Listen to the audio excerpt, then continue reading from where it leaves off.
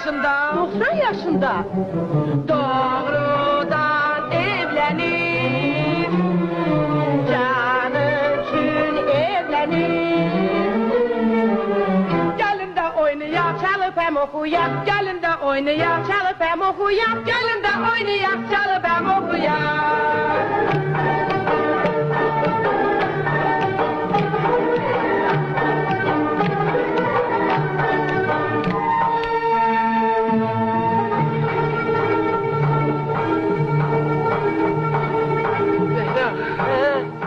Gel bir de.